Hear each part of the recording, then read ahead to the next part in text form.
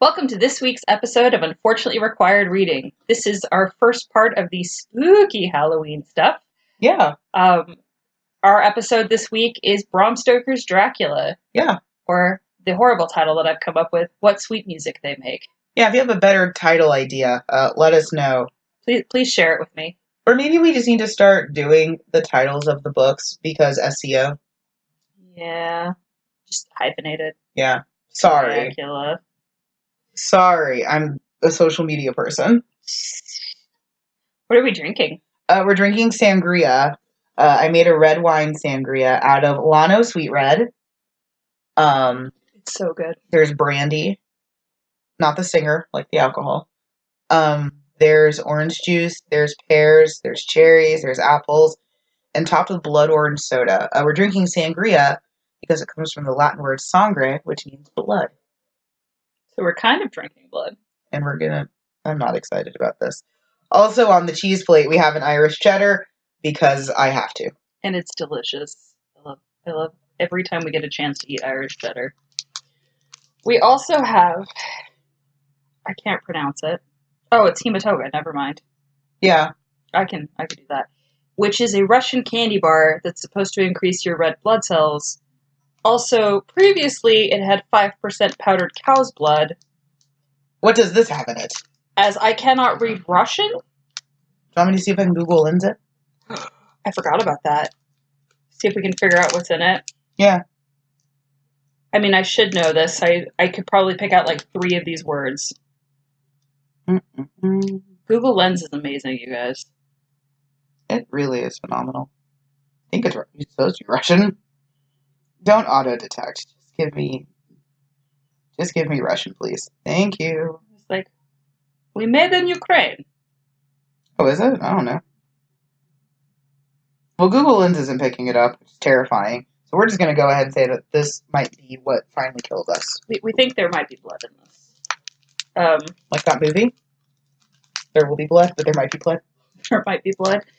There Will Be Blood is my sister's favorite movie. Really? Which is why we will... Yeah, that's got blood in that.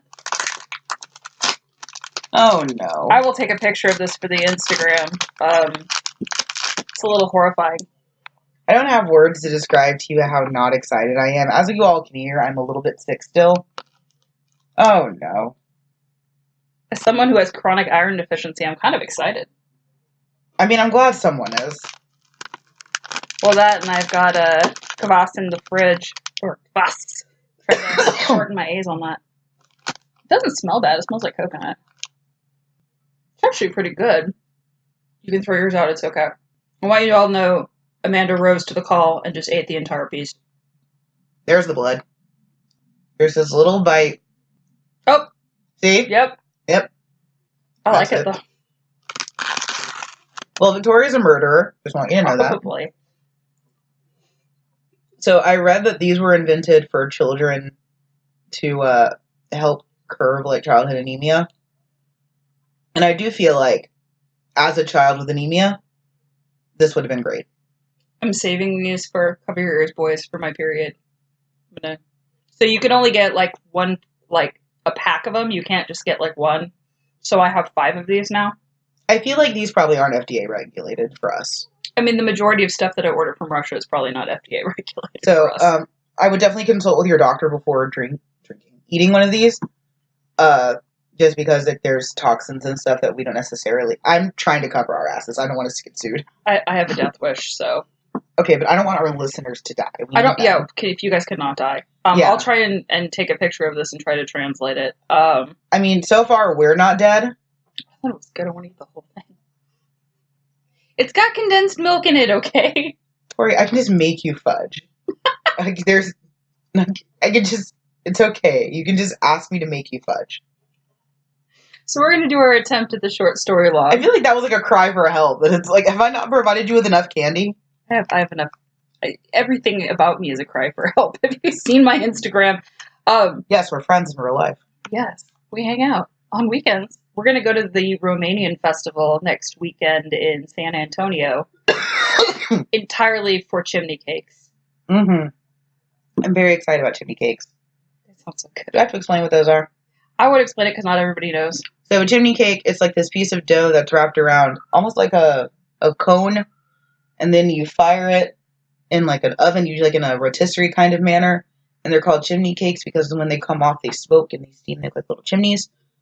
They're delicious. You can fill them with things. I quite like them. There are some places, I think, in California where they'll fill them up with, like, ice cream and stuff. And... Yeah, they were appropriated, which is frustrating. Yeah. Cultural appropriation. I think that's a mark on the bingo card. Ding. You want a short story long, and then we get to talk about vampires? All right. Jonathan Harker is trying to get promoted, so he takes over for another solicitor, aka a lawyer, to go to Transylvania to finalize documents for the mysterious Count Dracula. The whole way there, people are strange and try to get him to not go to the castle. He gets in a weird carriage that keeps stopping at blue lights. He gets to the castle and no one seems to be there, but then this old man who has really hairy palms and won't eat around him comes up to him. He tells Jonathan to send letters back to his loved ones, that he's going to stay with Dracula for a month and work with him on his English. Red flag on the field. Jonathan starts getting his blood sucked on the regular by 3 vampire chicks in the castle and ends up seeing Dracula climb down the wall like he's a damn lizard. Red flag on the field as well. Keep in mind, this is all told in letters, so some of this is moved around a little bit. Mina Murray, Harker's fiancée, and a modern embodiment of the new woman, is writing to her rich friend Lucy. Lucy Westenra is distraught because she's almost 20 and no one has proposed to her. Same. This changes when she gets 3 proposals in one day. One from Jack Seward, proprietor of the local mental institution, Quincy P. Morris, a Texan, and Lord Arthur Holmwood, who she's really not so secretly smitten with and has been for a long time. All these guys know each other and seem super chill when she accepts Holmwood's proposal. And they all kind of hang out together, which was a little weird. Like, how would you not know the other ones were proposing? But anyway, a ship crashes on shore in Whitby and everyone on the ship is dead. However, a giant black dog leaps off the ship and runs away. The log for the ship is super creepy, and an old dude who's been a fisherman in Whitby forever dies and is found near the cemetery. Lucy Westenra starts getting really sick and sleepwalking. Mina's freaking out because Jonathan isn't reaching out to her. Dr. Seward can't figure out what's wrong with Lucy and thinks it might be something mental. Holmwood agrees with Seward that they should send for his friend Abraham Van Helsing, who is a weird Dutch doctor that Seward has been best friends with for a long time. Van Helsing is like, well, this is some random shit. Let's do a transfusion because she's probably dying. Holmwood rolls up his sleeves and starts getting drained. At least one point in time, everybody has to do a transfusion. Mina gets a letter from that Jonathan is in a convent being cared for by nuns because he was found with a violent brain fever. And Mina goes to him so they can get married. Good on you. Really? So after all these transfusions, Lucy still isn't getting better. And so Van Helsing puts garlic strands around her neck and locks all the windows. So, of course, her mom goes in, opens all the windows, and removes the garlic strand because she thinks Lucy is uncomfortable. That's not great, because that just makes Lucy worse. So, one night, Lucy's mom goes to sleep in the bedroom with her daughter, but she dies of a weak heart when she's scared as fuck by a weird bat creature that's trying to enter the room. Lucy stays with her body, but when the servants go downstairs to get a drink to calm down, they all end up passing out because someone has put laudanum in the alcohol. What? That's a waste of laudanum. Yep. Lucy hides a note in her cleavage so that if she dies, somebody will know what happened. She's weak when they find her. They give her yet another transfusion, and she still dies. Van Helsing is pretty clear that they're going to need to cut off Lucy's head and remove her heart. Of course, all the dudes are like, we are not desecrating a body, please. He has to take them to see the damn vampire, and she's holding a kid who has been following her, calling her the Bloofer Lady, which is a Cockney version of Beautiful Lady. Just in case you're ever wondering what that was. They do what Van Helsing asks them to, finally, and then Harker and Mrs. Harker return to London, where Mr. Harker has some serious PTSD. He swears he sees Dracula everywhere, but he's grown young. They end up being taken in by Harker's employer, who conveniently leaves him everything before dying. How nice. Van Helsing gathers the troops to hunt Dracula, who he is sure is hiding in the grave dirt at Carfax Abbey that he's purchased. The guys gather together to destroy crates of dirt. Mina is left at the insane asylum because it's supposed to be safe.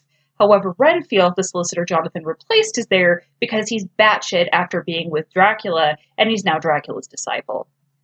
Dracula ends up biting Mina and giving her his blood. She now has a connection to him. Dracula flees with the last box of earth, Mina is able to figure out where he's going because she's got this connection. So they all go to Transylvania and battle hand-to-hand with Dracula. Quincy Morris dies of a gut stab, which is super lame because he's one of the only normal people. Dracula is killed. Mina and Jonathan name their kid Quincy when he's born a year later on the anniversary of the Dracula raid. Dungeons and Dragons raid. Calm down. Listen. The thing for me. There are a lot of themes in this book. So many themes. I took an entire class on this in college. And I'm just a giant nerd, so... And by giant, I mean I'm approximately 5'1". But you know, with the personality. I hear that a lot.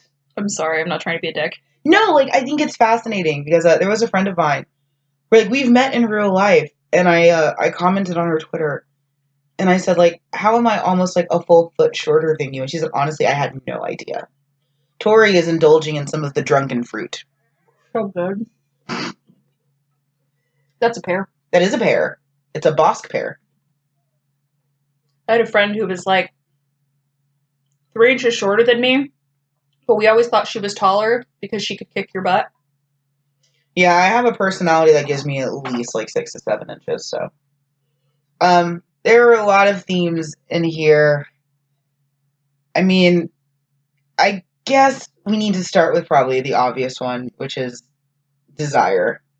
Sexual repression. So here's the thing with vampires, and Stoker really doesn't get the credit for this, but he did make it at least, like, male energy. Vampires have always been a stand-in for, like, sexuality. Or, like, as we know vampires. We'll get into, like, succubi and lamia as we later. know European vampires. Yeah, as we know European vampires. So realistically, as a metaphor, they're very big on, like, just... There's something that's so sexy about vampires when you think of, like, how they feed and everything like that. It is this weird, like, almost, like, erotic dance. And it gets a lot of flack from people who really want vampires to be monstrous, of, like, don't waste your food and blah, blah, blah. I kind of hate that, because I do like this kind of, like, romantic vampire in a weird way. Because I think we'll talk about this later, but, like, depending on where you come into vampire lore, that very much, like, reflects how you feel about vampires. So, like, if your introduction to vampire lore is, like, Twilight, you might not like Anne Rice all the way. Or if your introduction to vampire lore is, like, Vampire the Masquerade, you might not like Twilight. You just might not like Twilight, really, is what I'm saying.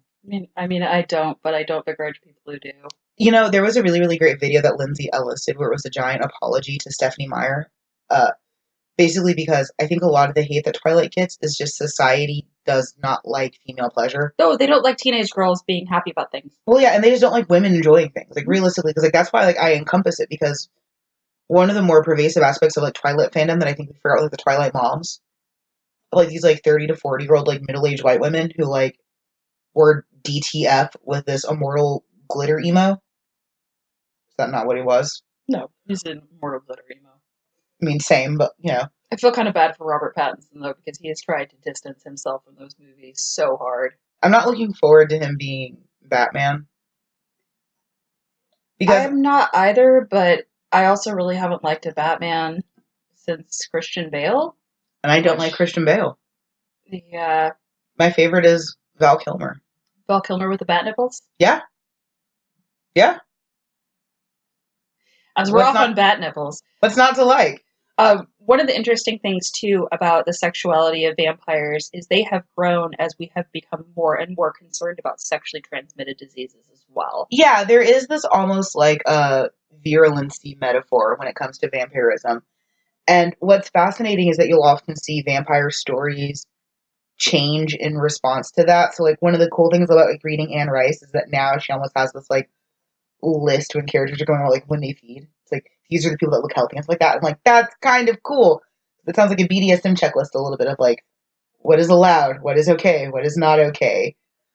Because, like, you don't think about stuff like that, but realistically, yeah, that would be a problem for anyone when you treat it almost like it is not just a contagious disease, but, like, as, like, a blood-borne, I guess, illness. And that's one of the reasons that the women are the most affected, and the people on the outskirts. You have an old sea captain, you have small children, young women who can't protect themselves, supposedly. Mm-hmm. And Mina gets away with a lot of it because she's the, quote, new woman, but we'll go into that in a little bit. Right.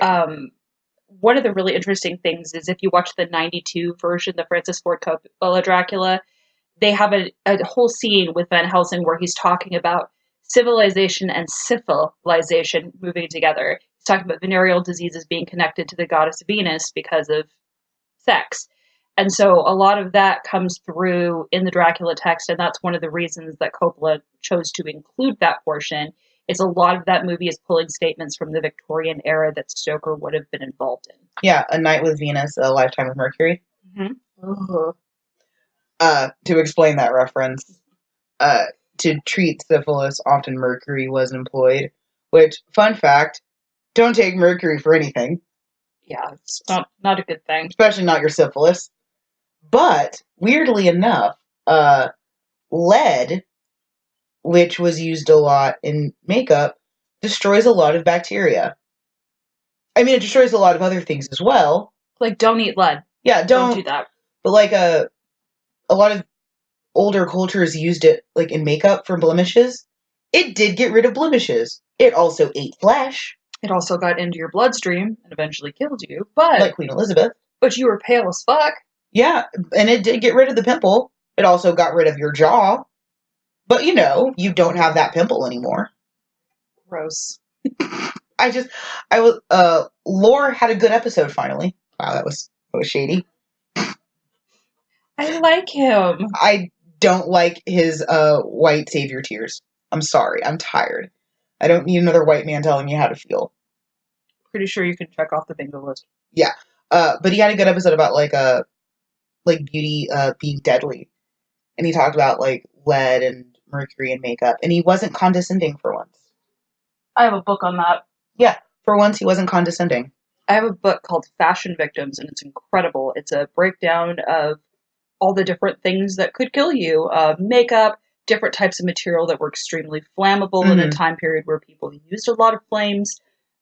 Different dyes, green, arsenic green, Paris green being the most familiar. Yeah. And mauve. There's a great series on BBC called Hidden Killers of Insert Blank Home. It goes from like Tudor to Victorian to like Edwardian. My favorites are Edwardian and Victorian. The Victorian one is really good. The Victorian one's so good, but I really love the Tudor one as well because I love Tudor history. We're off the walls. Do you want to talk about being afraid of the dark? So Fear of the Darkness has gone back to the beginning of man. Because it's fucking scary. Because everything is scary. If you can't see it, you don't know how to fight it. What's fascinating is that's why we have so many items about, you know, the woods, people going into the woods and not coming back because that was a real thing. Animals, creatures, anything you couldn't see. And the fact that Dracula and vampires are part of the night. There are things that you can't see and you can't necessarily control. The fact that Dracula has very specific time periods that he's able to do things. Noon, dusk, dawn. And then evening is like when he's out all the time. Those are also usually when predators are active. Mm-hmm. You also see a lot of that too in cultural mythology, especially around demonic entities. Although usually you'll see it like more like 3 a.m, because that's supposed to be the polar opposite of when Jesus was killed on the cross. Yeah, it said that he passed away at 3 p.m. Also, fun fact, when you go to a Catholic college, you have a call to prayer on every 3 hours. Seriously? Yeah. So St. Mary's University, my alma mater, we have a bell tower, the bells of St. Mary's, and the bells do ring every 3 hours, including 3 o'clock in the morning. So when your dorm is right next to the bell tower, 3 o'clock in the morning, you do hear the bells of St. Mary's. It's a little terrifying. Oh, it's an utter nightmare. Though we don't have any bells anymore, it's actually like a recording, which is very disappointing because I wanted my own Quasimodo.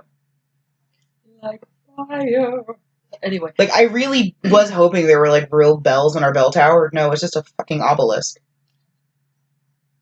An obelisk with speakers? That's what it is! I was so disappointed. Like, why else go to a Catholic university? What is the other purpose of going to a Catholic university than to be able to LARP basically like Harry Potter? I'm gonna throw something in here for themes.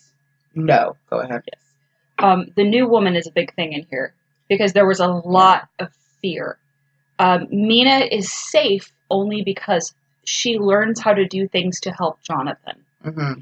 If she had been learning to shorthand and things like that just to employ herself, she would have been a threat. The fact that she's doing it to be a helpmeet to Jonathan Harker at this time period helps ease a bunch of people's fears. I'm going to go ahead and say that Stoker may have had a problem with women.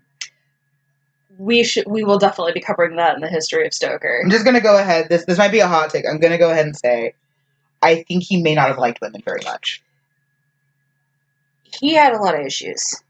Don't we all? And I'll go into that in a little bit too. So you also have in here the tantalizing nature of immortality and fear of death, which is a big one. So dying is scary. It is very scary. It's I think it's one of the things that as humans we don't talk about is the word for xanthophobia, which is the fear of death. Its inevitability makes it so scary. Is that like it's something that you can't escape from, which makes anything that can give you immortality very sexy. Anything that can get you out of that circle that you're bound to is very attractive. It's why we like these stories. Back in the olden days of like Vampire the Masquerade and like Hierarchies of Hell, where you kind of sort yourself into like vampires, ghouls, werewolves, and stuff like that. It was always telling to know who chose like lycans and werewolves versus who chose vampires. Because like if you look at even like me in my fiction, I'm a huge xanthophobe, which means a lot of my characters do have some form of immortality because death is scary. Like I've lost a lot of people in my life very, very young. So anything that I can do to protect life as a writer, I do. So our human fear of dying is what really feeds the vampire mythos. Because realistically, the old stories of vampires have very little to do with them sharing any of their power. Right. No old vampire is trying to give away their power. It's just turning you into food. But the idea that mortals can be swayed into really transcending that veil is a newer invention and a fascinating one that I think reflects something that we as society don't talk enough about.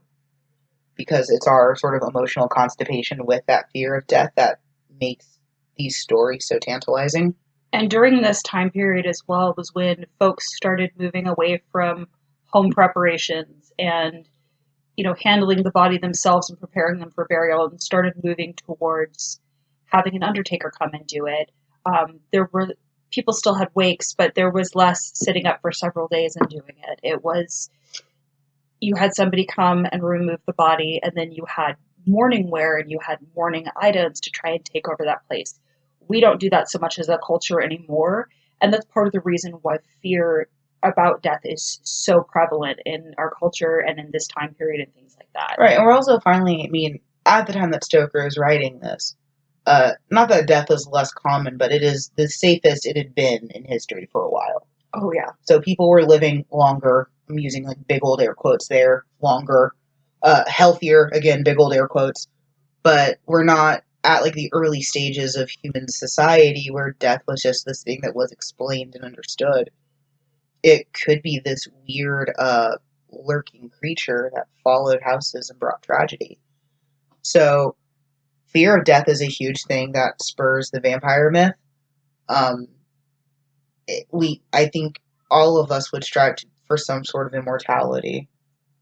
Well, what's interesting too is this was really before bacteria concepts were really well known. There was still a lot of belief in miasma theory, where bad air would kill you, or a curse or something was following your family. So to have a bunch of people in one household die, a lot of people would think they were cursed when really they just had like the flu or some very contagious disease. Yeah, we're going to talk about the New England vampire panic in a minute. Don't worry. I'm so excited. I'm a bit of an expert about New England vampire panic.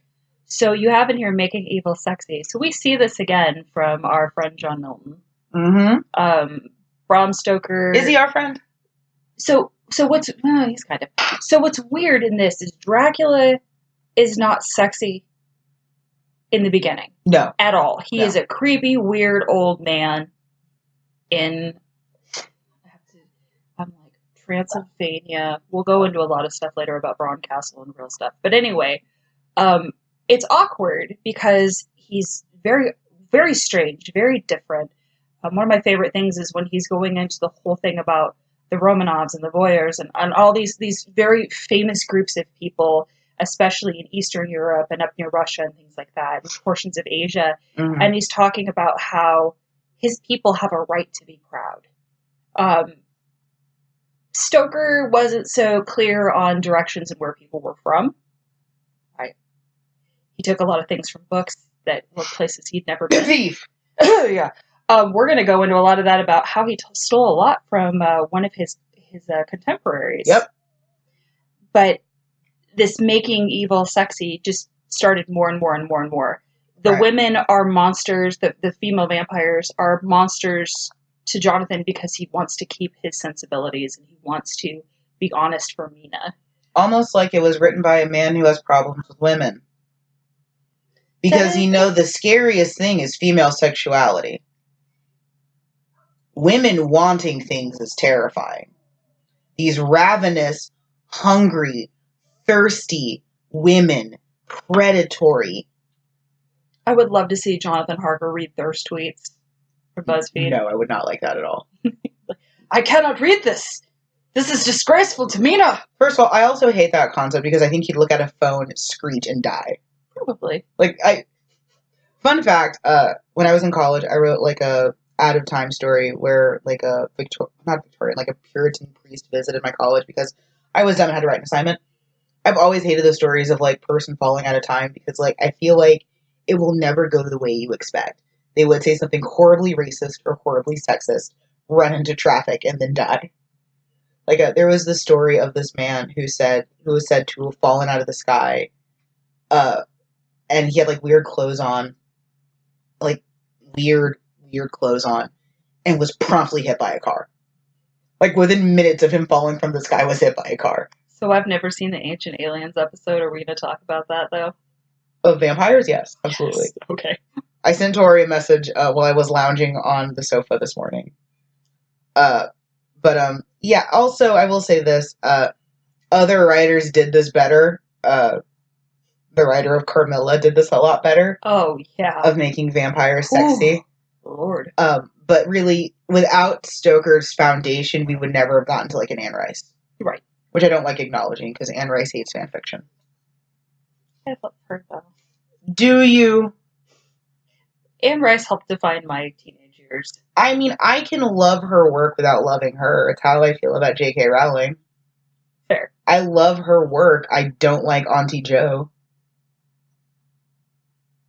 We're going to move back to... No, I'm just kidding. Tori, every time I write something for Fangirl Nation, is constantly like, please don't be too mean. I'm like, it's really good. But also, this is too mean. This is just because I used to get death threats. So. And I utterly respect you for But you know what? I've never gotten a death threat on Fangirl Nation. I've only gotten a death threat on Fanboy Nation. I wish someone fucking would. I'm not asking for an invitation, but that's one of the reasons why I love writing is being able to hear my opinions. They're my opinions. If you don't like them, you can leave. I was very surprised that Joker review did not just implode the website. No, what was fascinating is, so just as a heads up, Amanda wrote an article about the Joker movie and about now not being the time for it. It's on fangirlnation.com if you want to go check it out. Shameless plug. And more, not to cut you off, but more importantly, that on a moral stance, I will not be seeing it because you're burying the lead. What was fascinating was following this about 3 days later, Vice had an article up. Yep. Slate had an article. Huffington Post had an article. Suddenly, all these people had these articles up, and then we're going, okay, cool. So I don't necessarily think any of them saw the website. Oh, absolutely not. No, I will not jerk myself off that aggressively. In no form or fashion am I willing to flagellate myself over that. But it was kind of nice to not be the only ones. Yeah, we're not going to talk about the Joker All podcast, but it has been fascinating to kind of like, because I've had more pushback on my personal Twitter about it, but people like, well, like, what if it's really good? What if? What if, bitch? Put that on a t-shirt. Like, well, like, oh my god, so a colleague of mine shared it, like, in one of his, like, fan, like, discussion groups. And just guy after guy after guy is like, well, what if, like, someone you trust really likes it? Not gonna go see it. Well, what if it's good? Not gonna see it. Like, the idea, I guess, of, like, having conviction and sticking to it is so, like... Well, it's also something for women, and I'm going to go into this. We're kind of expected as a culture to cave to what our male friends want. Yeah. Or our husbands. Yes. Or boyfriends. Yes. Or partners want. Yes. Which is not as common now, or it's becoming less common. Mm-hmm. But it's still something that we have to fight. Mm-hmm. Mark and I have very different views on a few things. Yeah. Now, for the important stuff, we're in alignment, which is important. But there are times where he'll be like, I think that this is wrong, and go into this whole thing, and I'm like, well, here are the following 18 other points to combat that. Mm-hmm. And we have to have times where we admit, like, I can't follow you on this. Mm-hmm. But keep doing what you're doing, because obviously it's important to you. Yeah. So I was very, very shocked that I did not implode our entire website with that. Because I was worried that I was going to implode our entire website with that. Oh, I was waiting for comments, and then nothing came through, and I was like, all right.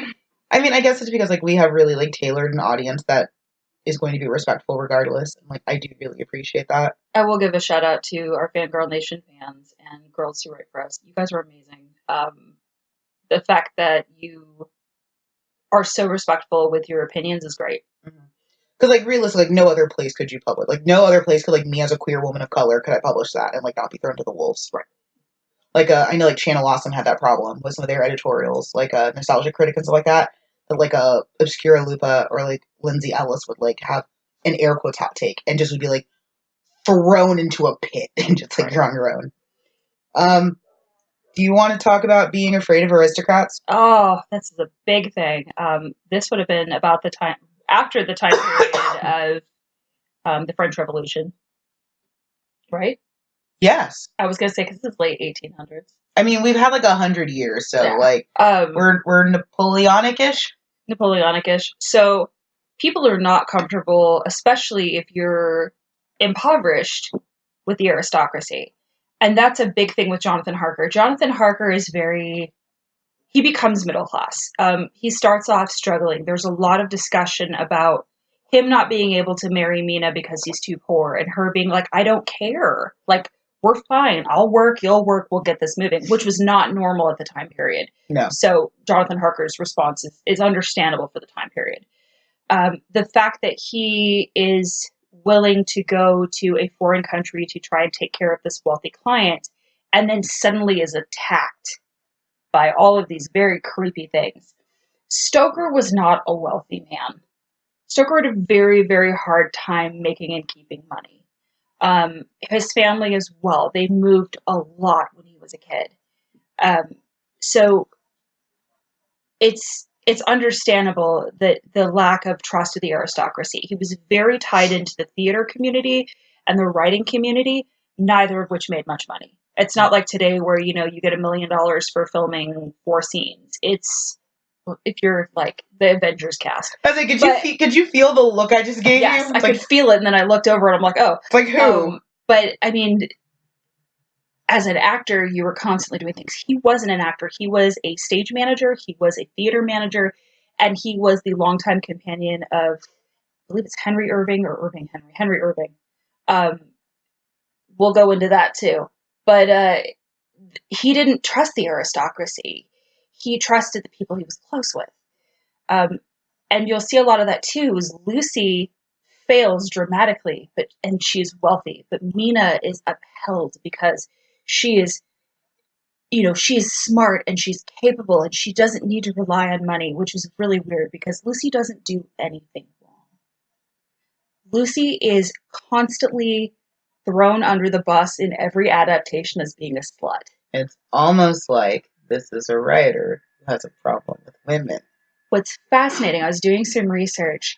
A lot of people believe that Lucy is loosely based on Elizabeth Siddal, who was the eventual wife of Dante Gabriel Rossetti. She was buried with Rossetti's book of poetry. It was like his handwritten poetry. And then years later, I want to say it was like 14 years later, they dug her up to get the poetry because Rossetti was going to publish. And they went to this grave in Highgate Cemetery and dug her up. And there's all sorts of rumors about how her hair was wrapped around the book. And I believe it's Stoker who made the discussion that I think he wrote a story, or somebody wrote a story about a woman whose hair just keeps growing and growing and growing and growing after she dies, and it like smothers everything. And a lot of that was taken from Siddal. Elizabeth Siddal is maligned a lot. She's accused of, from her time period, the fact that she wasn't married to Rossetti initially is a big deal, and it's actually something that drove to a lot of her health issues as well. Other than the fact that she was also in a bathtub full of ice cold water for a painting, and was trying to take it so seriously that she didn't tell anybody that the lights had burned out, so she was freezing. But that's neither here nor there.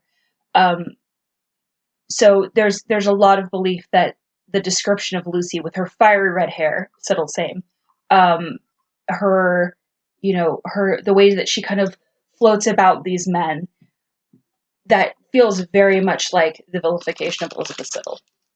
Or Lizzie, as really everybody called her. I have very delicate pores, I just realized that. I know, it's gorgeous. And I also apologize to you because I know I'm starting to sound lush. It's good. It's good. Is there a problem? The sangria is the life. Which leads us to blood is a life source. This sangria is our life source right now. Okay, resident Catholic. Hi. Hi, blood is life. Blood is life. So in Ancient Aliens. Let us segue into Ancient Aliens. Well, so there was like this whole chapter in Ancient Aliens. There's a whole Ancient Aliens episode on vampires and aliens, which I thought was hilarious. Because out of the two things that I don't think mix are vampires and aliens. Like vampires and Bigfoot, okay, sure, whatever. Aliens and plagues, sure. Aliens and like monsters, got it. Aliens and vampires, eh. I think on Earth we got that locked down. We don't need Nibiru vampires. That's not a thing we need. Now I'm super uncomfortable. I'm gonna go get my tinfoil helmet. Right. But there was this whole discussion about like how the unique properties of blood really make it like this, because you can't like really recreate it. Like there's not like a good recreation of blood that you can do. True blood has not been invented. Well, but like even if you look at like any story with vampires and there's like a blood supplement, like a blood pill or blood powder, it's still never as good as feeding. Right. I love that I said that like I'm a real vampire. I have some concerns. It's just never as good. I'm gonna open that damn window. It's just never as good. You can't beat fresh squeezed. Oh my god. It's like Blade. Just have this image of you like squeezing somebody's like neck into a jar. Can't beat fresh squeezed. Yeah, I'm pretty much a Deacon Frost from Blade, where you just have like a second fridge full of like eligible bachelors. Okay, side note, that was the dumbest plan ever to try and turn everyone into a vampire. What are you going to eat, you a-hole? Yeah, it is a very dumb plan because vampires can't feed from vampires because there's no nutrients in the blood.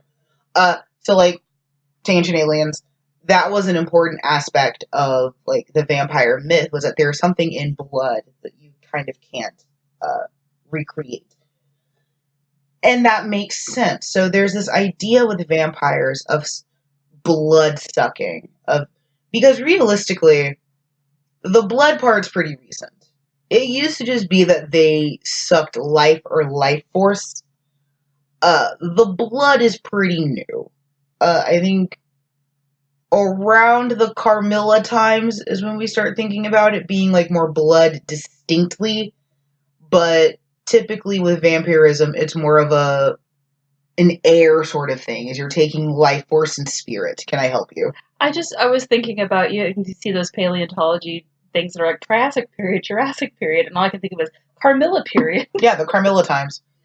My favorite period of history where there's just lesbian vampires. Dun dun dun dun dun dun dun. Right. Lesbian vampire. Right, exactly. So the blood part's new, but it makes sense. As your resident Catholic, apparently every Sunday I'm supposed to drink blood. The blood of Christ. Blood symbolism is a thing in almost every culture because it is sacred to our lives. If we lose too much of it, we die. It's not a good thing. It's really not. There's nothing quite like standing up and feeling faint. I will say, when I directed it to you, I thought we were going to go into Catholicism, and then it was Ancient Aliens, and I was okay with it. I mean, the Catholic part of it's boring. Aliens are way more interesting than Catholicism. Is it? Tell me about your candles and chants. I mean, do you want to talk about all the different candles on the Advent wreath? I'm a Lutheran. We have a very, very boring... You have a wreath? I think we have a wreath. I think we... Are there We two never different did it at... I was like kind of the evangelical synod, so we never really... I want an Advent wreath. So we have 3 purple candles and a pink candle. It's very posh. Is the pink candle Jesus? I think it is, actually. Okay. I don't remember all the colors because when it comes to Advent now, I'm usually drunk. I think it's Like- angels, annunciation. Visitation. I don't know. My friend Carolyn would know. Magi shit. Magi stuff is awesome. It's why I get to keep my Christmas tree up until January. Yep, because of the Feast of the Assumption? No, that's not it. Sorry. Pull that back. The Feast of the Three Kings? Yeah, it's the Feast of the Magi. They come to visit baby Jesus in the manger. I'm just saying. I lost something going to an evangelical church. Did you? Do you want to go count beads on a necklace in a garden? Yes.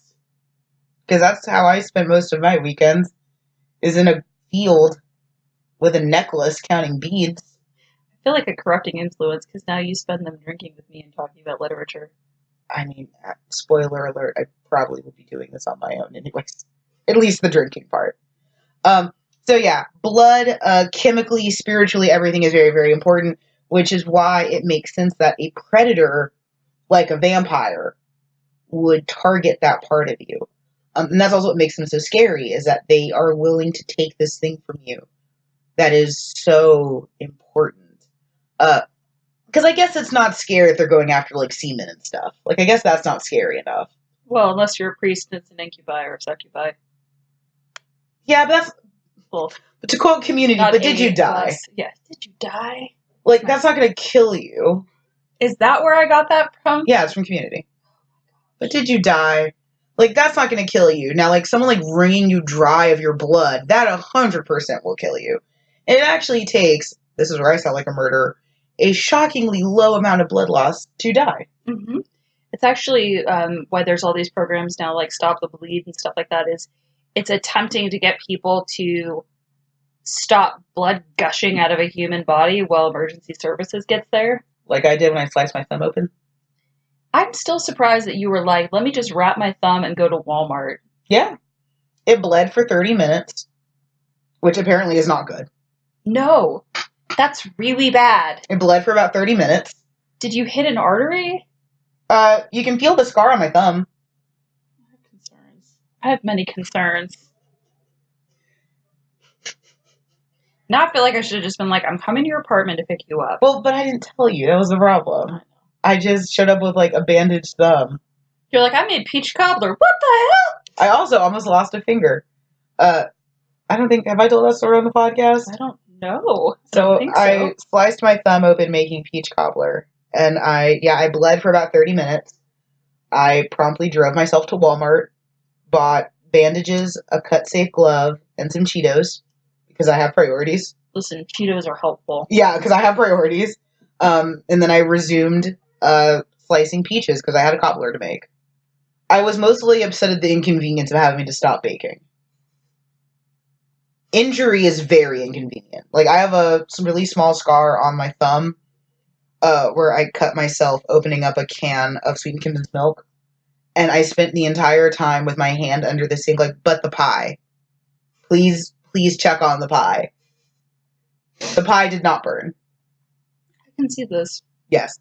So I'm not attached to my own blood. I don't care. But I imagine that if I was a Victorian lass and with all the health problems that I have, I would probably be much more defensive of a creature of the night trying to seduce me into getting my blood. I like my blood in my own body. Can it stay there? We're biologically female. We don't have control over that. I hate this. Same. So there are, I mean, this book has been around for some time, so there are a lot of theoretical readings as well. Yeah. There are some theoretical readings. This goes into a little bit of the fear of the aristocracy, but there's a cool Marxist reading.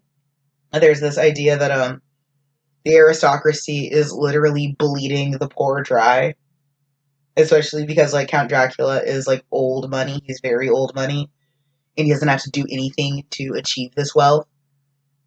I mean, I don't know. Maybe he, like, gambles or, like, has, like, stock market stuff. I don't know. I think he just kills peasants. You think so? Pretty much. Maybe he's, like, an investor in, like, the spice trade? So, fascinating part in the beginning with the St. George's Day stuff with the blue flames that they keep stopping at. Mm-hmm. The belief was that the day before St. George's Day was when the evil of the world could roam freely, and that these blue flames were sites where money was buried. So maybe Dracula was like, yeah, I need like an extra 500. I'm just going to go dig up this pile under this blue flame. Right. Maybe that's why they were stopping. Right, or I don't know, maybe he, like, has a spice boat. Maybe they're, like, vampire traders. Maybe he's a part of the East India Company. East India Company's not a good thing. Yeah, they're also vampires. That's why I made the reference. Anyway, that's so that's your Marxist reading. There's a queer reading because gonna go ahead and say there's a lot of phallic stuff with vampirism. One of the things that I find really interesting about this book too is the fact that all these guys are so uncomfortable with the transfusion process later because Arthur Holmwood is like, I donated my blood to her. Now I feel like we are truly married as man and wife. And everybody else is like, yeah, we gave her blood too. Kind of like splitting it up, I guess. I'm like, you can't really split it up if you're dying. I mean, that's never stopped some people. I am getting flashbacks to Fight Club. Anyway. See? But yeah, especially when you talk about, like, the biting part of vampirism is very erotic. Because that, again, is also fairly recent. Because it used to just be this sort of, like, hand magic, like, wafting clouds of energy out of people. Or, like, just straight up having sex with, like, succubi and stuff like that. But the idea of, like, the biting and the sucking and the licking and all that stuff is just very, like, overtly erotic. It's hard, too, because I keep wanting to say the fictional vampire, not the people in New Orleans who actually practice blood drinking. Not just in New Orleans. Yeah, but that's where they always do the documentaries. Why? I mean, I know why, but, like, that's offensive to, like, vampires in, like, Arizona, I'm sure.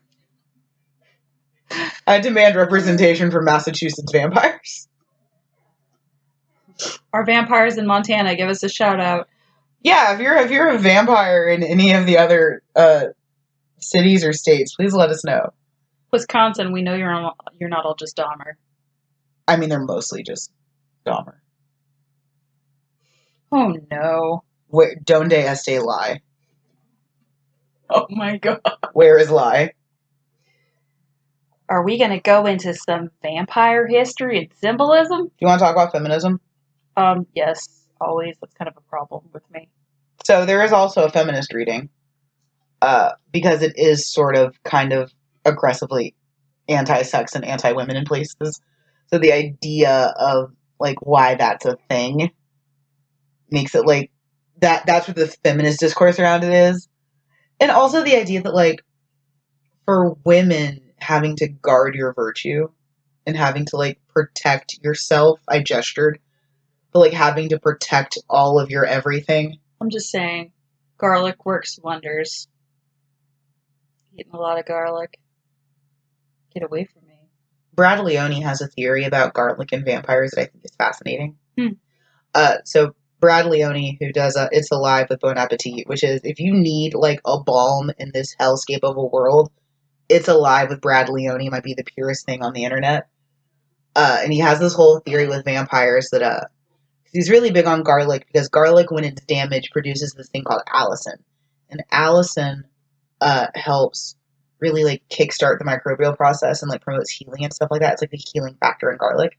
So he thinks that vampires can't handle garlic because it's so naturally like antibacterial and anti like disease and like very, very healing. So that might be where a lot of that comes from. It's also hella pagan. Let's just go ahead and get that out of the way.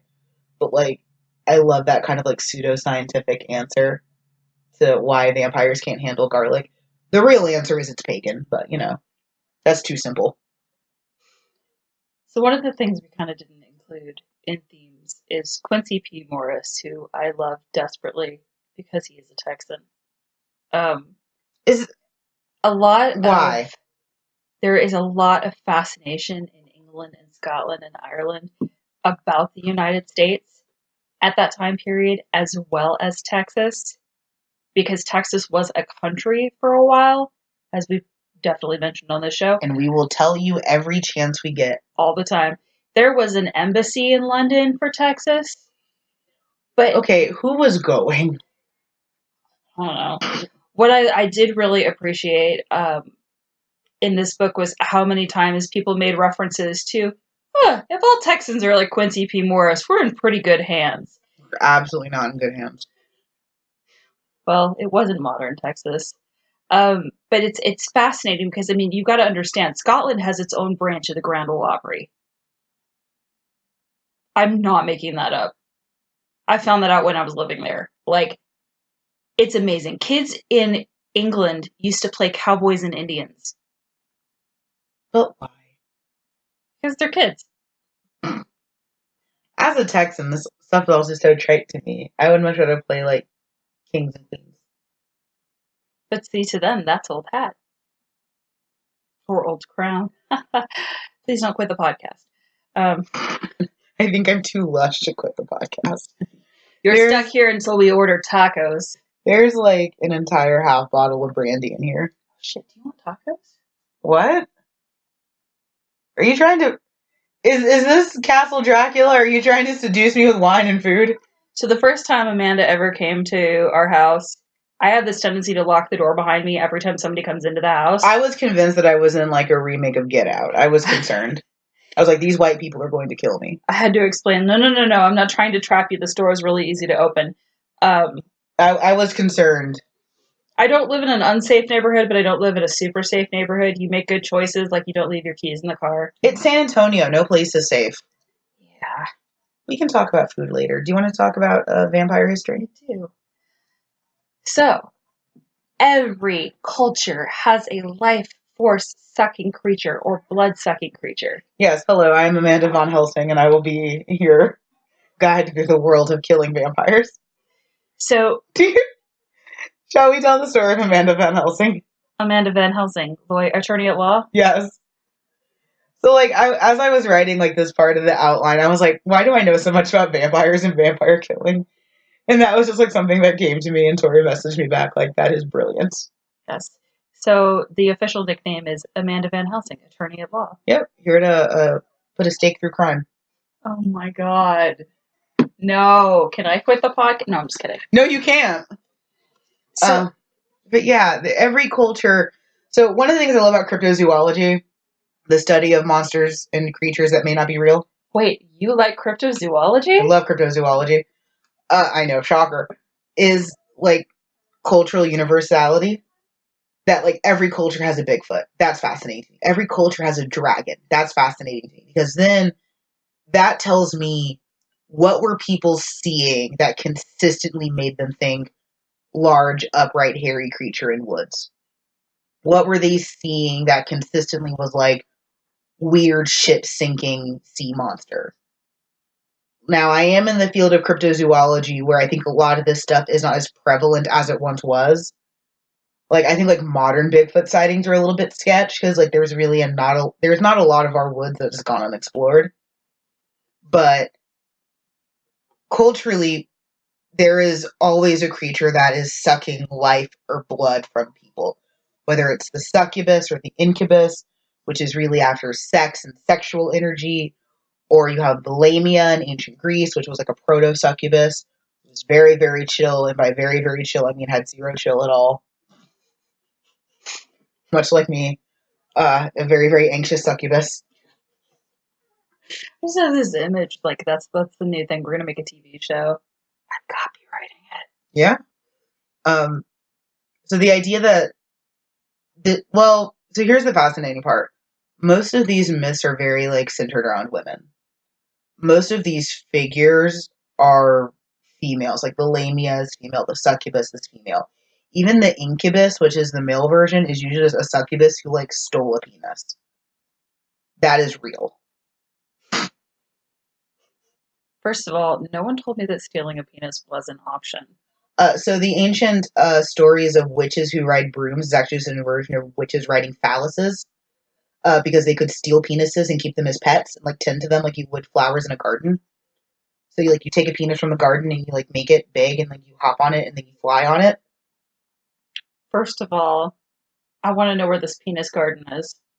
Well, it'd be in your witch's garden. So like you have like your like witch herbs and stuff, and then you have like the penis garden next to it. Yes. I kill everything. I could not help keep a penis garden alive. Just these shriveled, sad, dying penises in the garden. Sorry, honey. I tend to flowers very well when I have like a blossoming penis garden. You keep it on the porch of your apartment. Oh god, my cactus is gonna have competition. No. So the fact that this was once very, very female driven it's sexist. It's the idea that women are scary and they're parasitic and stuff like that. So kind of inverting this on its head and making this very like male driven is, well, it's in its own weird way misogynistic, because then it takes that power away from women, because that like feminine mystique was scary, and in a lot of cultures then made women respectable. So like in ancient Sumerian culture, it was thought that like almost all women were witches in a form. So you had to be nice to them, otherwise they could like curse you. A lot of cultures actually had that. That basically also like Viking culture had that. Like women were the ones that could like do math and do numbers, which means that they were witches, which means they get to be nice to them. Yes, this is true. Yes. So kind of taking that power away from women and making it male driven is in its own weird way sexist. But also really, really cool, because then it gains this like new phallic aspect with like the biting and the sucking and the licking and all that stuff. I wrote a lot of vampire fan fiction, if you can't tell by my everything. By your mere existence. Yeah, if you can't, to quote John Mulaney, if you can't tell by my everything, I wrote a lot of vampire fan fiction. Vampires as symbols are usually, it's usually almost like raw sexual energy, but also like this really, really big like predatory energy as well. Likening vampires to like wolves and stuff like that. Which is interesting, because until Stoker wrote about his version of a vampire turning into a wolf, His or bad bat, Cornilla fanfiction.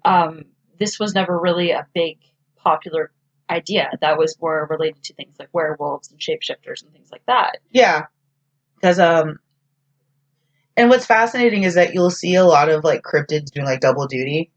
So you have like the chupacabra, which is part bloodsucker and part like just hell beast. He likes goats. Well, our chupacabra in Texas doesn't just like goats. Our chupacabra in Texas looks like a diseased coyote. But it is real. Have you not seen it? I've never seen it other than the picture that popped up of the, So Dr. Phyllis Canyon, she lives in Cuero. She found the beast and had it taxidermied, and it lives in her house. Well, it's dead, but like the thing is in her house. It exists in her home. It exists in her. She didn't necromance it, and it keeps guard over her house. I want to hang out with her now. Dr. Phyllis Canyon. She is a real woman. She's a veterinarian and a nutritionist. And yeah, she has like the taxidermy body of the Texan chupacabra, which is different than the Puerto Rican chupacabra in multiple ways. I realize that Texas is a weird place because we also have things like the jaguarundi. Yeah. And and Whitley Strieber is from out near San Antonio. We have 2 goat men. Donkey Lady. Yeah. Well, we imported that one. And La Llorona we imported for sure. Yeah, but the goat man, that's all us. We have 2 goat men. Both are in North Texas, which is where I'm from. Hell, Texas. I mean, when you have this much space, I'm not surprised that we have monsters. So let's talk about the New England vampire panic. Yay! So the New England vampire panic is something that happened, obviously, in New England, with one family in the 1700s, where it was 1700s. No, I'm just trying to get the family name. I don't look. We've had a lot of sangria. This is delicious sangria.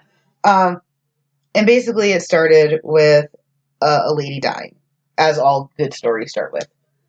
And what ended up happening is that increasingly people around this lady dying started to die. The family began to wither. So the idea was, hey, there's some fuckery afoot. Let's figure this shit out. So they dig up the original lady and they find that she isn't as decomposed as they like. Her hair still looks good. And it appears to be that there is this red liquid draining from the corner of her mouth. Get this, one of the victims' last name was Burton. So they find this lady and they're like, hey, this is a vampire. We got ourselves a vampire. Let's fuck shit up. Which is what all vampire hunters say. So they decapitate her, place her head between her knees and cross her arms, and then move her body in a weird way, because that's how you prevent further vampires. And apparently the curse was broken. The curse was tuberculosis. Or as they knew it back in the olden times, was consumption. Consumption, which is not a sexy disease. I mean, there's zero part of tuberculosis that's sexy, except for in Tombstone. With Doc Holliday.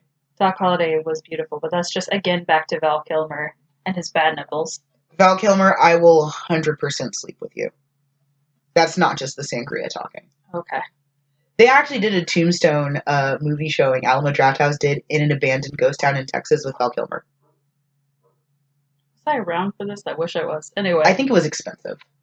So, the New England vampire panic, I just looked it up, was like Connecticut, Rhode Island area. New England.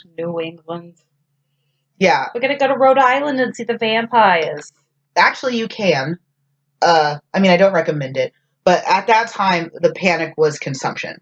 And tuberculosis as a disease is horrifying. You get very, very weak. It's a chronic illness of the lungs. You cough up blood. It's very contagious. So if you don't have an understanding of virology, if you just have all of this blood and mucus all over the place that is infected with the tuberculinum bacteria, then you're spreading the virus, and it looks like a vampire plague takes over because you have these people who are just wasting away. As someone with like chronic lung issues, tuberculosis sounds awful. Oh, it's terrible. It's absolutely terrible. Which is why when I false positive, it was horrifying. Yeah, I remember you telling me about it. No. Mm-hmm. I still have the scar from it. Ow. Yeah. So I false positive on a tuberculosis test because I'm anemic, and if you stab me in the arm, I'll probably bruise. Good news, I am not even a passive carrier for tuberculosis. Hooray! Because I really don't want that. Well, that was a passive carrier. I mean, I'd either have to be like coughing into your mouth or like aggressively kissing a lot, which, much to my chagrin, is not happening. Aww. My husband is downstairs. Every time we go upstairs to record, we go, bye, honey, we're going to do witchcraft, or we're going to go do gay stuff. Yeah. Which I think is a joke. You know what? He never looks up from his computer, which is my favorite. Like, I think he's just, I don't know. He's just reached the point where he's like, I know who you're coming home to. And on my way to steal your girl. Okay, Lizzo. Oh. I mean, I wish I was half as attractive as Lizzo. She's gorgeous, man. Just a stunning creature. I think you're gorgeous, too. Oh my god, thank you. I'm also biased, so. Is this going to be the new Carmilla? So let's talk about Carmilla. Oh, wait, no. We have to talk about how to kill vampires. Okay. I'm sorry. Amanda Van Helsing, tell us how to kill a vampire. So, killing a vampire. It didn't used to be super religious. Basically, the New England vampire panic helped make it super religious. The idea of using, like, crosses and, like, inverting the body and stuff like that. All of that is basically just, how do we make sure that the dead stay dead? Fun fact, if you do not believe in vampires as a creature, a lot of what most people assume are symptoms of vampirism are just decomposition. Mm-hmm. Like the whole your fingernails looking like they're growing, it's just because your nail beds are rescinding. Yeah, or like hair looking like it's still growing. Your teeth looking like they elongate, it's because your mouth is pulling inward. Yeah, your gums recede. Blood dripping from the mouth is usually just bile and stomach fluid, which is being pushed up because of gases. We didn't put a trigger warning in this, I just realized. I mean, I can put it in the notes. We talk a lot about putrefaction, I'm sorry. But, like, so if you don't understand that about, like, human decomposition and you, like, opened up a corpse, like, a grave, not a corpse, and you saw that, you'd be like, this person isn't dead. This person is walking amongst us. Is it bad that the Scottish part of me is like, yeah, you know, if you're stealing them from the graveyard to take them to a medical school. Please don't burk anyone. No burking and herring. Do I get points for that reference? You do. Thank you. For those of you who don't know who Burke and Hare are, they were two gentlemen in Scotland, but gentleman is not the nice word. Let's say, were they gentlemen? Who initially made money by stealing bodies from graves and giving them to medical schools. They just took the dirt. And then started killing people and delivering them to medical schools because it was easier than digging up a grave. And they got caught, and I believe it is Burke's body that was turned into a wallet. The skin of a wallet. It's a notebook or something. Hold the fuck on. What? I'm gonna have to look this up and put it in the show notes. This is new information. I knew about the murder. They took his skin and they turned it into a special present. For fucking what? Just because. I mean, like, this is what you do. There was some guy in Texas who got killed and they turned him into shoes. I don't like this. I'm gonna have to go back and listen to this while editing and, like, pull out all the references that we've made. God damn it. Okay, so to kill a vampire... It's only me, like, an hour and a half of this. No, I'm just kidding. Okay, so to kill a vampire, you usually need a steak, you usually need some holy water, and you need some garlic. Garlic is hella pagan because of the fact that they're bulbs. They tend to sort of, like, regenerate. Bulbs are really, really popular in pagan mythology. That's why lilies are so common around Easter. They lie dormant for a while, and then they regrow. So pretty, but don't give them to your cats. No, they're very deadly. Because cats will eat them and die, and it's very sad. It is. You realistically don't give your cats plants that aren't cat plants. Also, poinsettias, don't give them to your cats. Don't give them to any pet. They're bad. They're really bad. So, there's a lot of Catholic mysticism as well in killing vampires, so if you don't know your Catholic mysticism, I'm sorry, you're screwed. Get yourself a steak. Grave dirt is also usually pretty good. You can get that. Anything that ties the vampire back to death is usually important. Destroying the original grave. It's really easy to get holy water. I was going to say, you do realize I have that last rites cross on the wall? I do. We're protected. We're okay. I know the blessing to make holy water, so. Sweet. Amanda Van Helsing. Attorney at law. Steaks are usually good because when you think about, like, the death of Christ, there was the spear of destiny that stabbed Christ in the side to make sure that he was dead. I have a question for you. Because I've always believed it was one thing that when you do communion, if they hold the mirror under you, that's to show that you're not dead and that you're not a revenant or anything, like you have a reflection showing back, right? I'm sorry, what? You see it sometimes in older movies where they'll have the mirror. I don't know. It's weird. I've always seen it with, like, these weird Catholic movies where they'll have, like, the mirror close by when they do communion to make sure that they don't never been presented with a mirror, and I've practicing Catholic for 30 years. Okay. I don't know. Ma'am, it's in movies. Is this like Lutheran propaganda to make Catholics seem extra monstrous? Well, also they used to put a mirror under your mouth when you were dying to make sure that you weren't, like, if you were still breathing onto it. Well, yeah, I knew that part, but, like, okay. So I didn't know if that was part of it, or I don't know. Yeah, that sounds like Lutheran propaganda to scare people against Catholics. Listen, we don't have time for propaganda. We're too busy making Jell-O. Lutefisk. Wow, I can talk, I swear. I'm never making sangria again. No, you're making sangria all the time. This is almost as bad as the mead, man. I think this almost is as bad as mead. I'm kind of in that position where I'm like, should we go get the drinking horn? No, we can't. It's downstairs in the sink. No, we can't. So vampires being phobic of light is rooted in Christian myth because unholy things cannot be seen by God's light. Also, John Milton, thank you for that. And by thank you, I mean fuck you. Older myths of vampires had them just kind of like running around whenever, like it didn't matter. It's easier to do things under the cover of night. But like most older vampire myths just had them kind of like wandering around. It didn't really matter.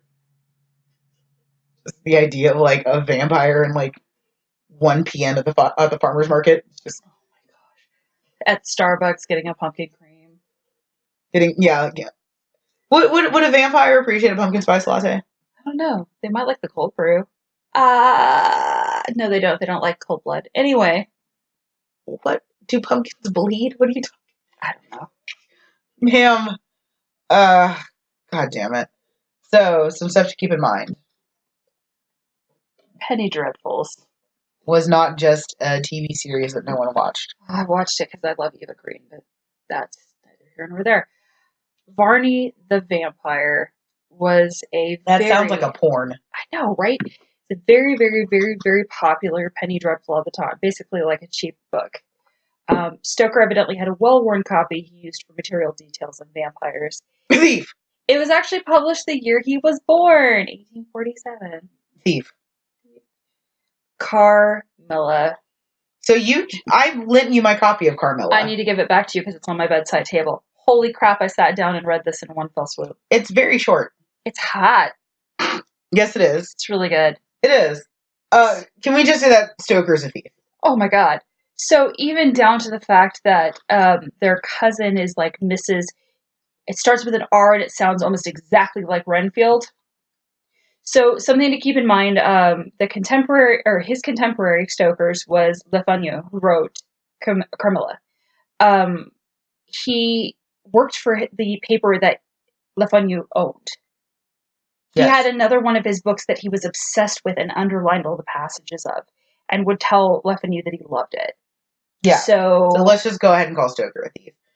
Because Carmilla did a lot of the things that Dracula does, I think, more successfully. Like Carmilla does a better job of like those sexual stakes and like laying that groundwork of like vampires being like these immortal creatures who are honestly just kind of like lonely. It almost reads like Twilight in places, which is like kind of like melodramatic. Or like what Anne Rice thinks she is, which is thoughtful and kind. You like Anne Rice's work. You don't like Anne Rice. I met her. She was nice. To you. To me. Just to me. I like her son a lot better, but that's a whole other story. Huh? Like, have you had a tryst with the Anne Rice's No, son? he's gay. He doesn't play for my team. That's perfectly fine. So where was I going with this? That's beautiful. We're talking about Carmilla a lot. I know. There are entire passages about Carmilla having attacked the family member who died, and then her caretaker coming and being like, "I will avenge her death. I will not rest until I kill him." Said exactly like that. Said exactly like that. Strange portraits hanging out in the home. History, realizing that someone has grown young, that kind of crap. Yes.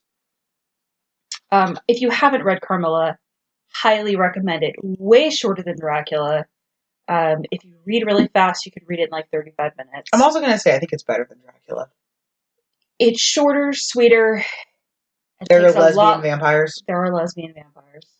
So, I mean, there you go. Well, I mean, to be fair, at the time period, Victorian women were very well known as being very close bosom friends and things like that, which may have been a cover-up for some stuff. We won't go into that.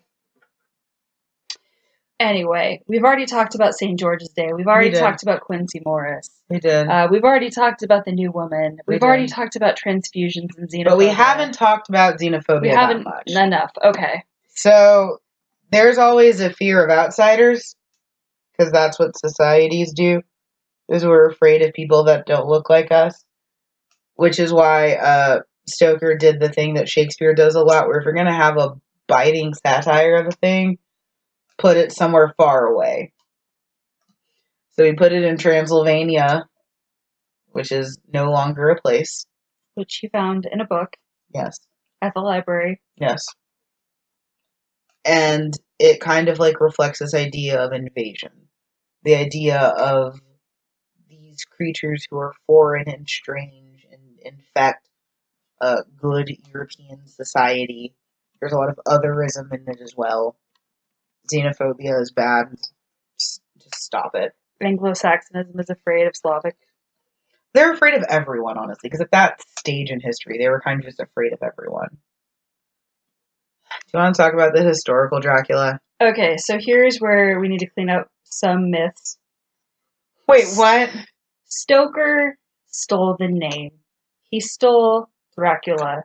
Vlad Tepes was a real person. He was. He's considered to be a hero in certain parts of Romania and Moldova. He's a cult hero in the way that like some Romans like to claim the bad emperors. I'm not going to call him a hero. He's a cultural figure. He's like a super murderous Pancho Villa. He's like a Stalin.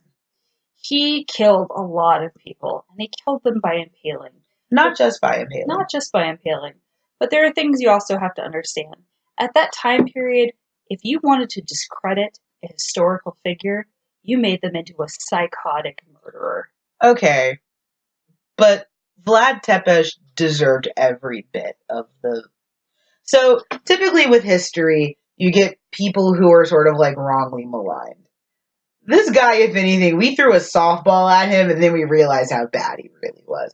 There was a story of Turkish emissaries visiting Vlad, and he was actually held captive by Turkish people for a very, very long time. Mm-hmm. And they taught him how to fight, stuff like that. It was crazy because his dad sold him off to slavery. It was a whole thing.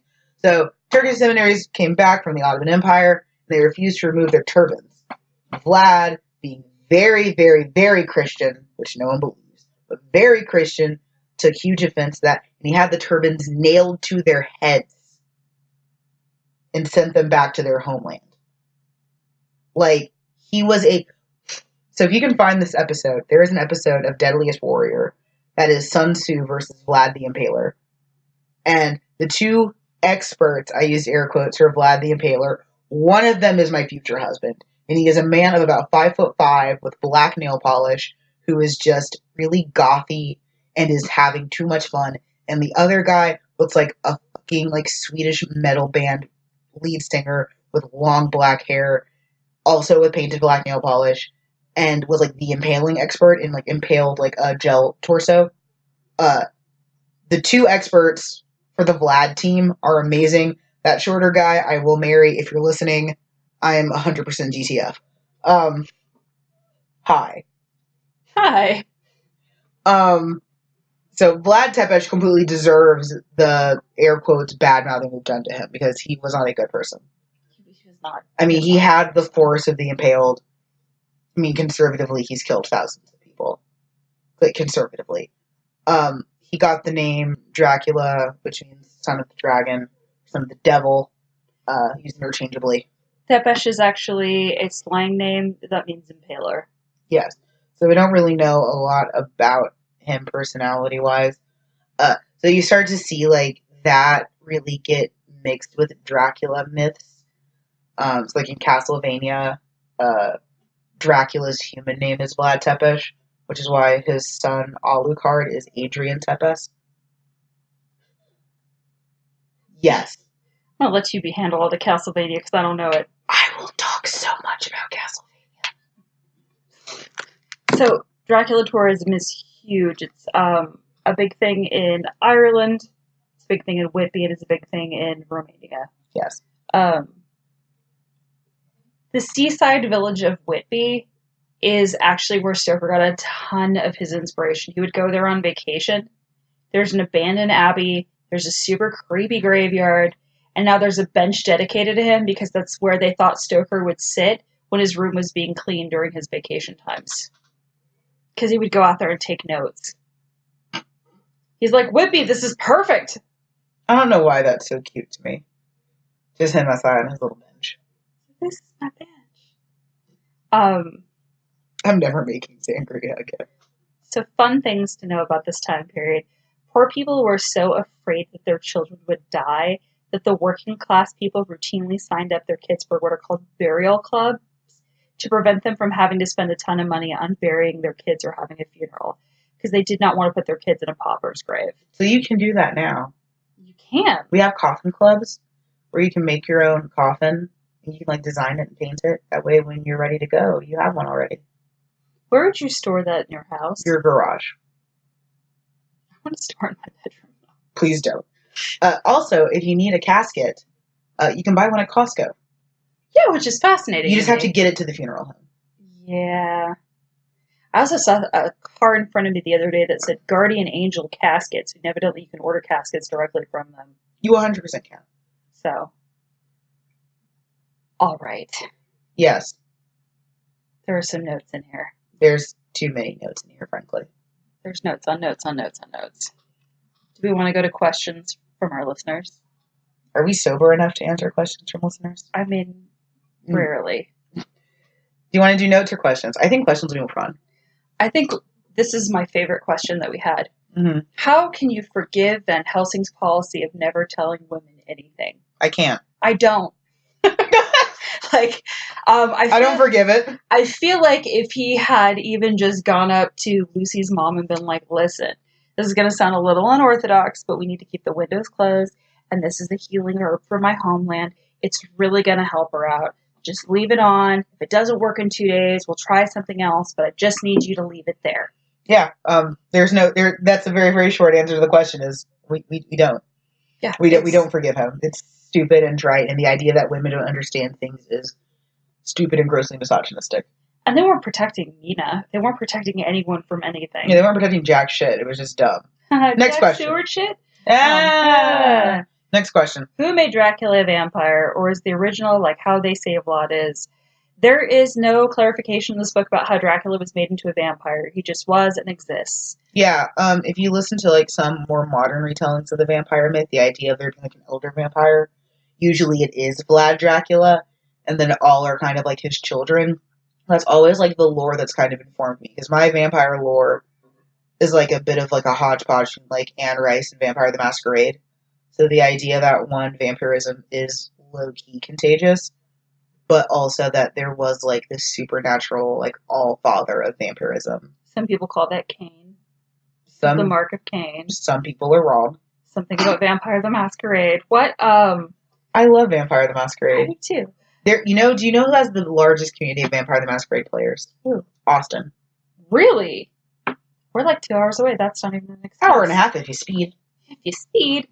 Next question. We've already kind of covered how bad Vlad was. So we have.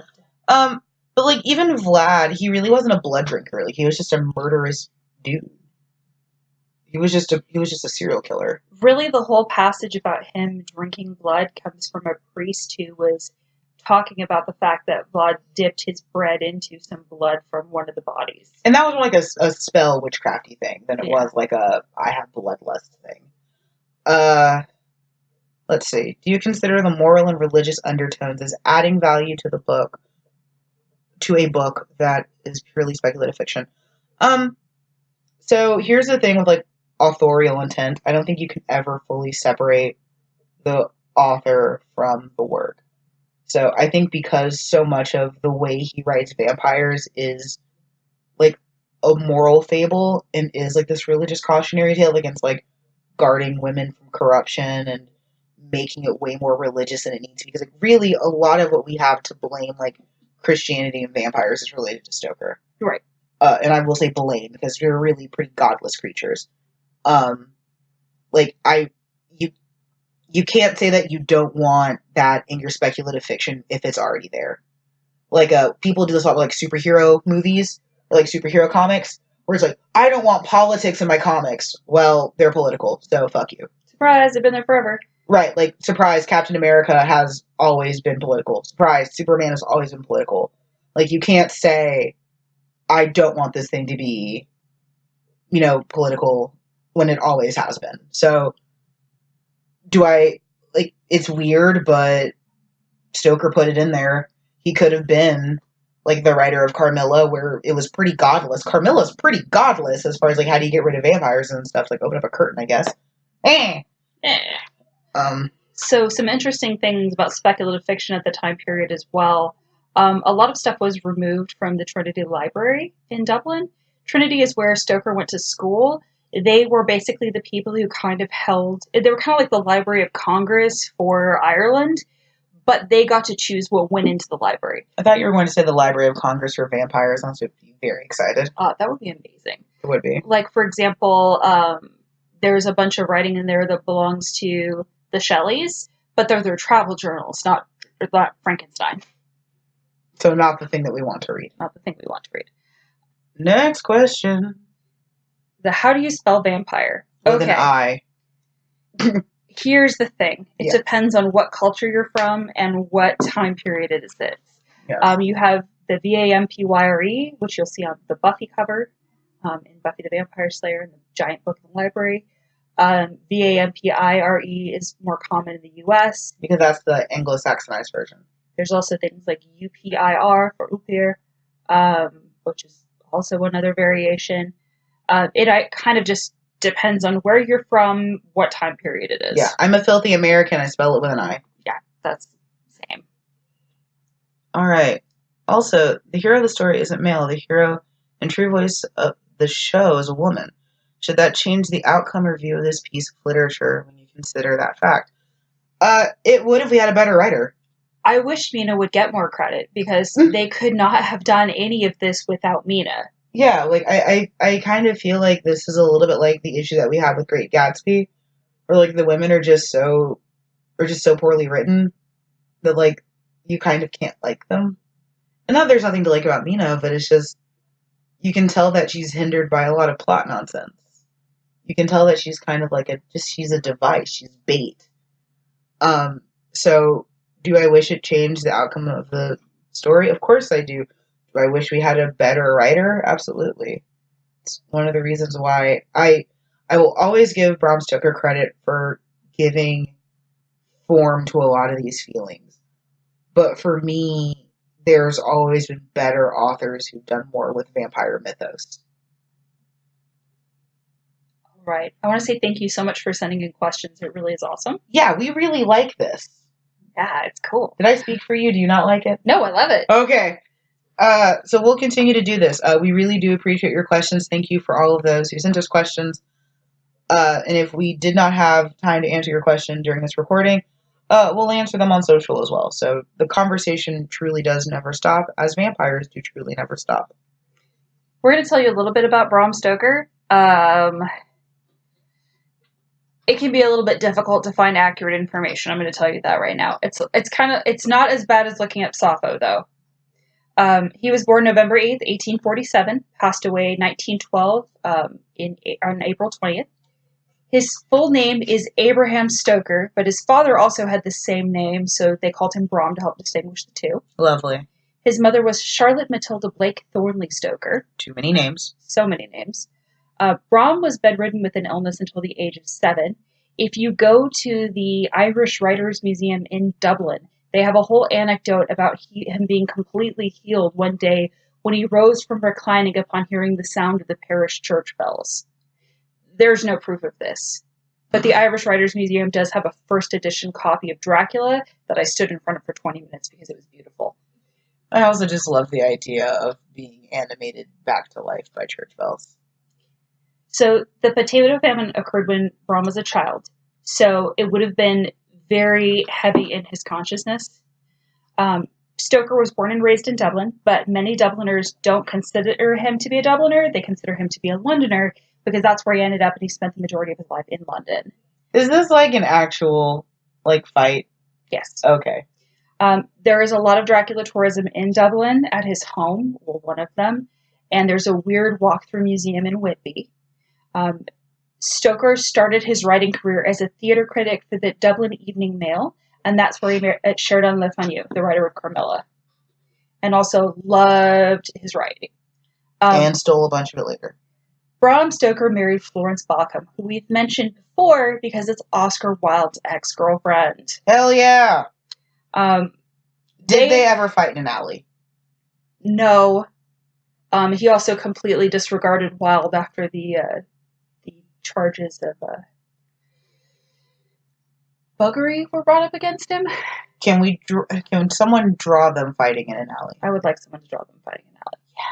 Yes. Though famous for writing Dracula now, during his lifetime, Stoker was known for being the assistant to actor Henry Irving and running his theater. Assistant. assistant. We'll go into that in a minute.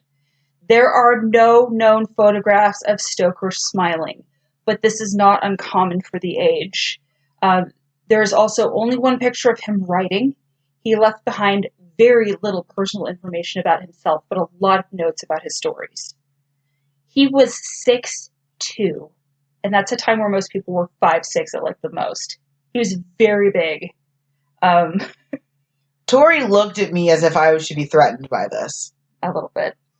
Please understand that if Bram Stoker ever met me, one, I am small, I'm educated, I'm black, and I'm biologically female. We would fight immediately. Stoker ended up becoming friends with Sir Arthur Conan Doyle very much later in life. And may have helped him do the whole hoax with the fake cryptid creature. Entirely possible. Yes. Stoker had a lifelong obsession with hypnosis and mesmerism, which you'll see in Dracula. Yes. If you do a really quick search of him on Amazon or a local library, you get basically all these Bram Stoker Award winners instead of his biography. Mm-hmm. That's because the Bram Stoker Award is like the highest honor in horror writing now.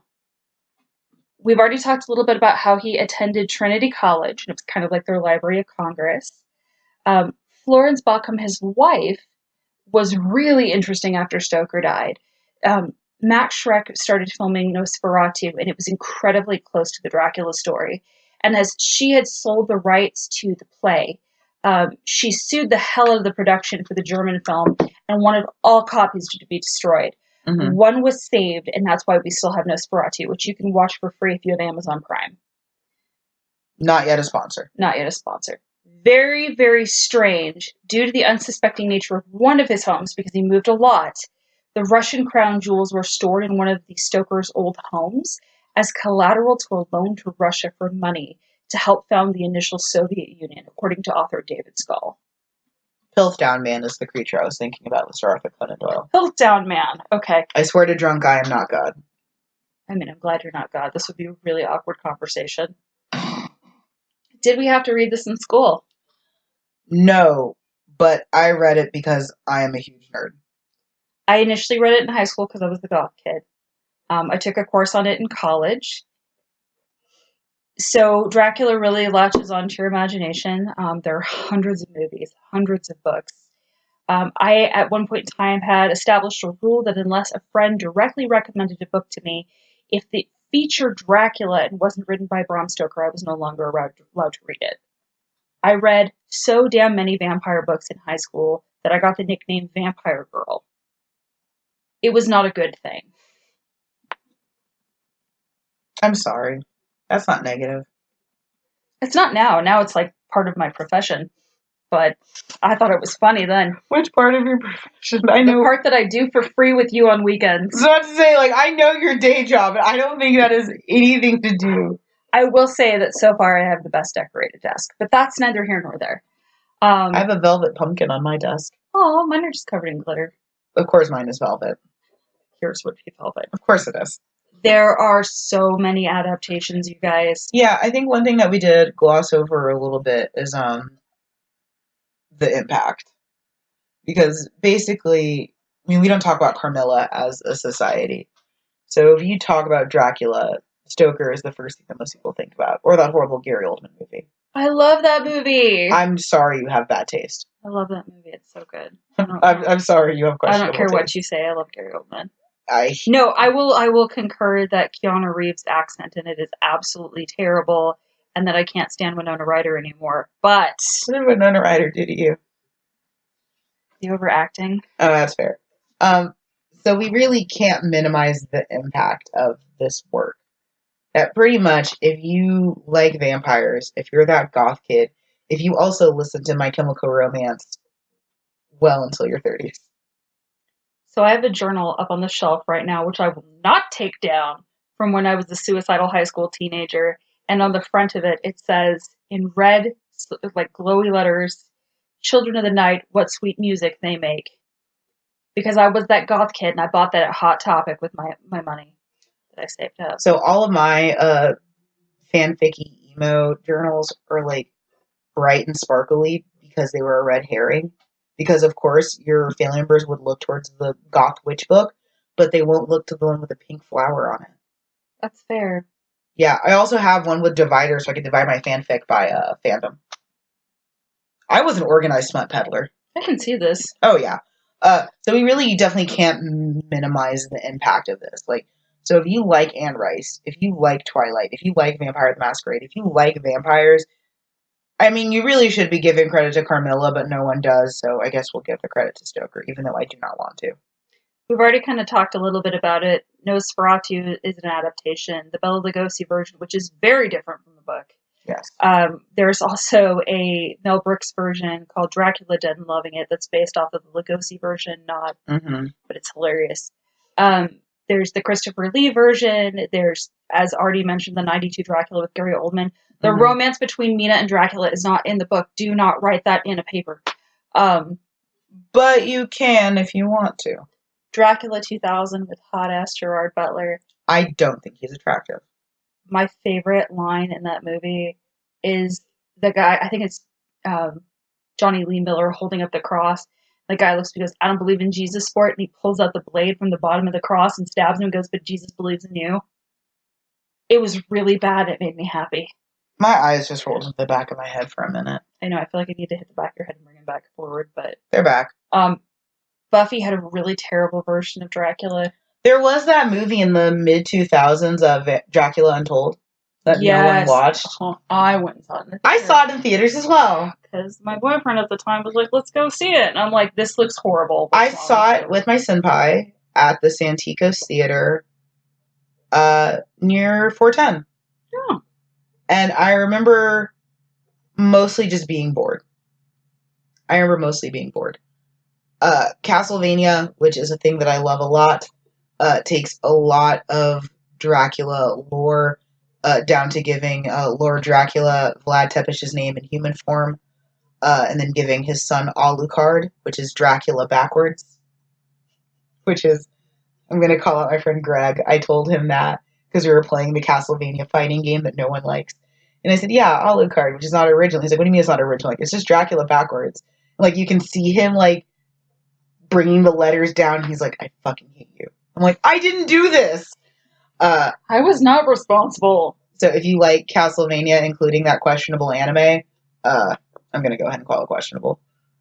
That draws a lot from Dracula lore. I mean, if that's your thing. I liked Castlevania as a game a lot. As an anime, it exists. So we used a lot more resources than I put in here, but we did use so many more resources than that. Yeah. Dracula, the first modern vampire on YouTube. Dracula as far as Thug Notes. I didn't look for one for... There was not a Thug Notes, I don't think. There wasn't? I don't think there was. Was there? Because I watched a lot of them. One of the books I used a lot of information from was Something in the Blood, The Untold Story of Bram Stoker, by David J. Schall. He posits quite a bit that Stoker and Henry Irving may have had a relationship.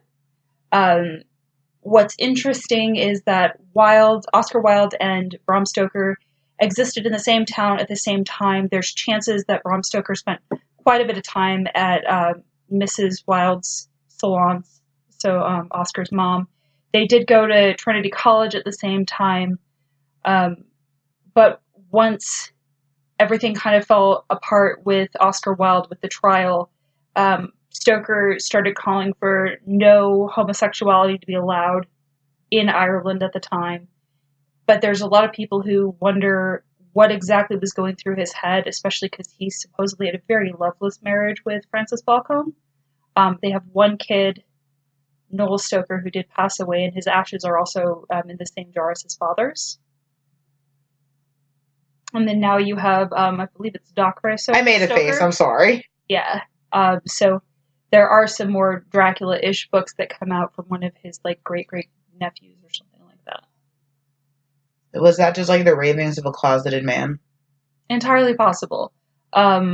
Because there's not enough on his sexuality for me to posit, I'm going to kind of do what I did with Harper Lee and just say, this is what I've read. I'm not going to make a comment about it. Okay, you're entitled to that. I mean, I don't really need more reasons to not like Bram Stoker outside of him being a thief and a leech, but okay, sure.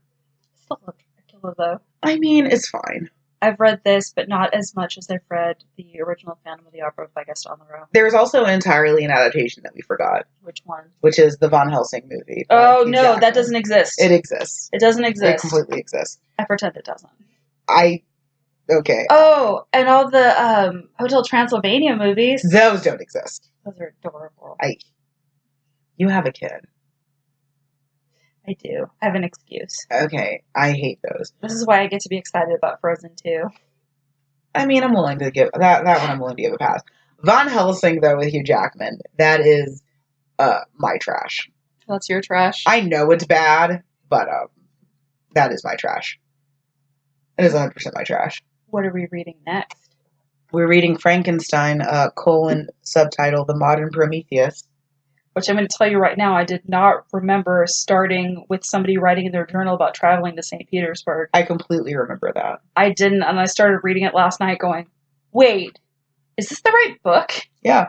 Also, I think that's going to be our live extravaganza because we have costumes. We do! But I'm excited to read Frankenstein. I think Mary Shelley is great and doesn't get the credit that she deserves. I'm just going to go ahead and say that. Also, did we ever return Percy Shelley's heart?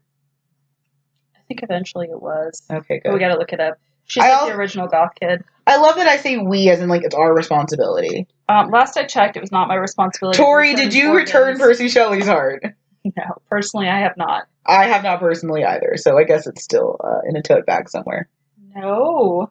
Still in a reusable grocery bag somewhere. Also, yeah, we'll be at the Romanian festival next weekend. I don't know what to wear. I don't either. I was just going to wear clothes that hopefully don't kill me in the heat. So something you need to keep in mind, it's like 90-something degrees in Texas today. I doubt it's 90. Okay, it was 85 this morning when I left to go to work, so... I'm going to go to Weatherbug. Hold on. It was awful. Let's see what Weatherbug says, because I don't think it's 90 degrees. So we are all over social media as well. We are on... Never mind, I'm a fucking liar. It's 90 degrees. Haha. Wait, no, it's 89. It's 89.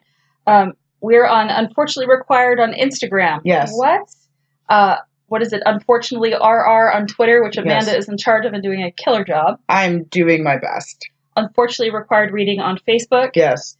And then our website, unfortunatelyrequiredreading.com. Yeah, we'll be able to see the sangria that I made. So good. It's really good. And if you ever want to email us, unfortunatelyrequiredreading@gmail.com. Yeah, I had a good time. We both like vampires. I think we're both fairly lush on this blood. Right, now we need to go get tacos. Yeah. Or something. This is most definitely the longest podcast we've ever done. Is it? Yes. Really? Yes. Oh my god, this is the best day of my life. This is the day that you've dreamed of. Finally, I get to... Well, okay, so my goal was this to be a less drunk longest podcast. Oh, you know how we roll. So, the battle for longest podcast has been, our longest episode has been Beowulf. For a long time. Because we were, to put it nicely, lit. We were mead drunk. Oh, 100%. We were prepared for the fields of Valhalla. I mean, you were, but I'm brown, so they wouldn't have taken me. Fuck that, we'll start our own Valhalla. Oh my god, you're gonna have an integrated Valhalla? That's so kind. Hell Thank yeah. you. But finally, I get to say this, mostly sober, longest podcast. Now, for the love of all things good and holy, please read a book.